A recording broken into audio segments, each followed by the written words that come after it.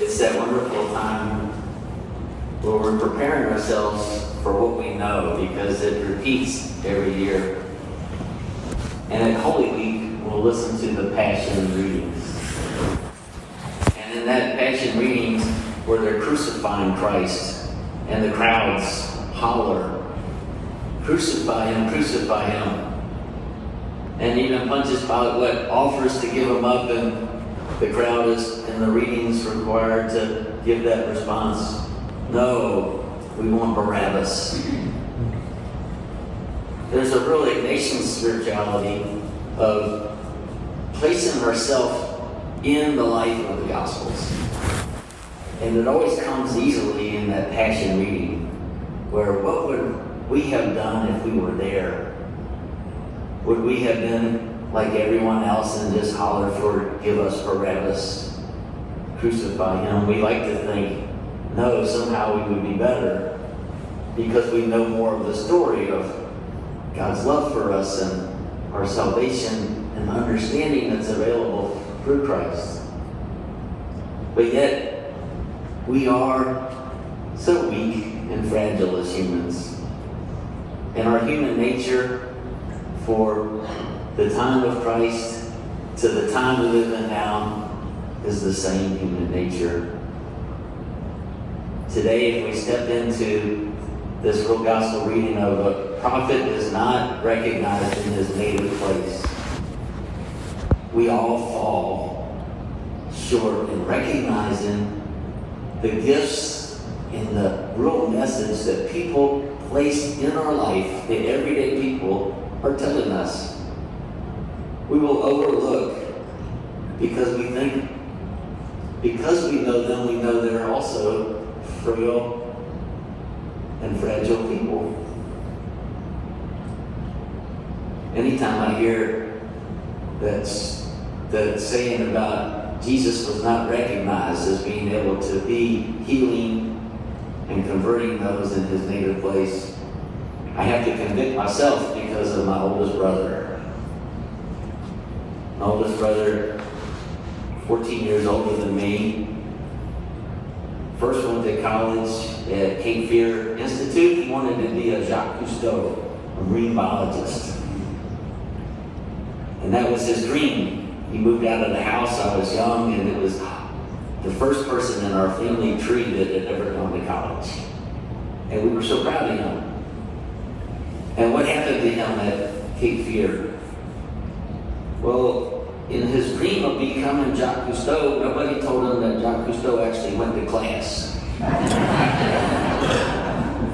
That Jacques Cousteau actually read the books and studied. So he didn't. And he was asked to leave college, and he came back home to live with us. He went to work at the shipyard. Became a machinist, just blue collar. And it kind of hurt me and my brothers, because this leader of us had gone out and spun out. And he came back with some addictions and some real trouble. And that stayed that way for 6 years, until my brother Brian went to college to Virginia Tech and came home one Thanksgiving break with 3 friends of his. My mom was always one of those moms, like many of you, that liked a full house, and we were welcome to bring our family and include friends with that. So some people who were too far from home came home to us. And they were so joyful and happy. They were going to class. They were enjoying college life. And my brother Stephen saw that.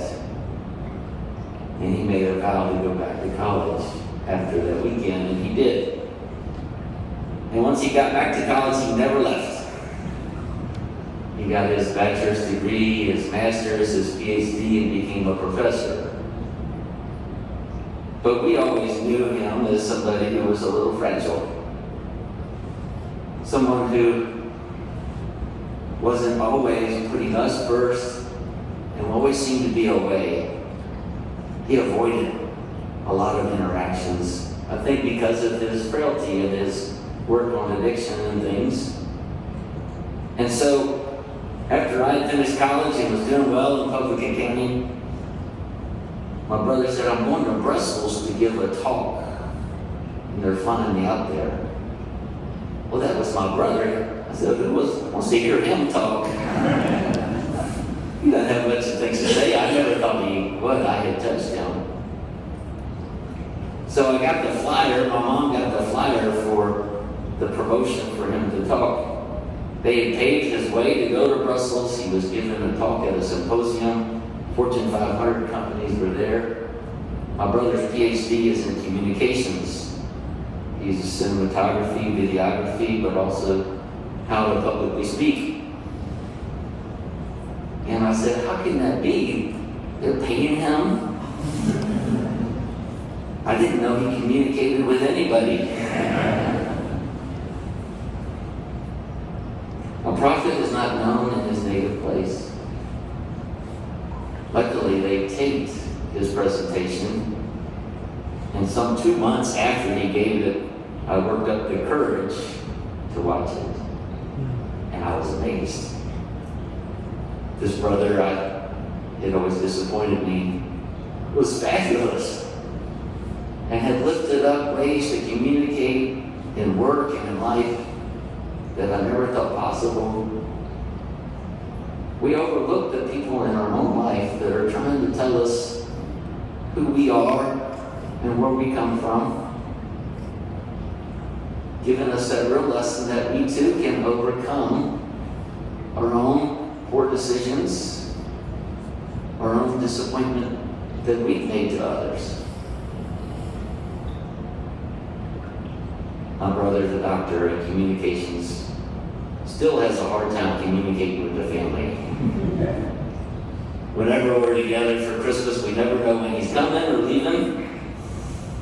We just trust that he'll be there in the middle of it. He is still sought after and gives lectures all over. And I do listen to him more than I used to. If we were put in the place of the disciples and people following Jesus, would we listen to him?